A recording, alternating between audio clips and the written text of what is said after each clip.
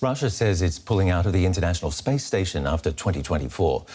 Earlier this year, Russia's space agency announced it would pull out of the ISS. Now the agency's director has provided President Vladimir Putin a timeline for the move after 2024. He said Russia will meet all its obligations to mission partners before quitting the station.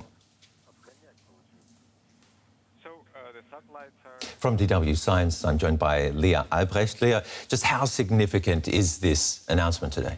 Well, of course, it is significant as the ISS was built upon the cooperation between Russia and the US. That's the basic building block of it. Imagine the Russian side, for example, is responsible for the orbital corrections. They push the ISS into the right orbit once in a while, whereas the NASA, the US segment, is responsible for its energy supply with its solar panels. So, of course, Russia leaving the ISS will change things aboard the ISS, and it's posed the question if it's still able to continue working. But it's not really a new announcement, it's not really a new fact. We knew that Russia's playing with the idea of not continuing its work on the ISS. Well, why doesn't NASA know about this, though? Well, I'm pretty sure they knew about Russia, playing with these ideas, and the former Russian chief Rogozin didn't make any mystery about him thinking about, not continuing working and operating the station after 2024. So I'm sure they knew. Maybe this is now the final decision.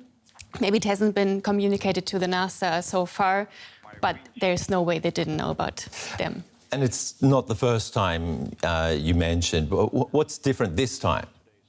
What's maybe different is that the Roscosmos, the Russian space agency, has a new chief since mid-July. So I guess this is maybe a move for him to set up his position. But yeah, Rogozin, the former chief, said before that they might not continue working the ISS after 2024. But we need to make clear that they never said that they would be operating the station after 2024. So it was even 2024 was already a deadline even before the war in Ukraine started. So because the station is old and the partners were thinking about if it's worth it to operate it further. NASA pushed to operate it further until 2030 in December 21, and the other partners, Europe, Japan and Canada, are thinking to continue as well. But now Russia was the first to say they would step out by 24. But you can't pinpoint this to the actual war in Ukraine. Is that what you're saying? Yeah, it's hard to say because I guess that the war in Ukraine kind of maybe pushed things to, maybe pushed decisions to be taken quicker than they would have been otherwise. Okay. Maybe Russia would have continued as well as NASA will be. But that's all hypothesis. We can't really know for sure. So what are going to be the knock-on effects? You mentioned some of the factors involved before. Yeah. So I think the very big trend will be that there might be more competition in spaceflight. There might be more separate parties being involved in spaceflight. I mean, Russia plans to build its own station, as China they already built their own station at the moment. Now for the ISS, we will need to see if the remaining partners will be able to operate it after 2024 on their own. But there might be a chance, as they're already developing techniques, for example, and capsules, who could push the ISS to its orbit.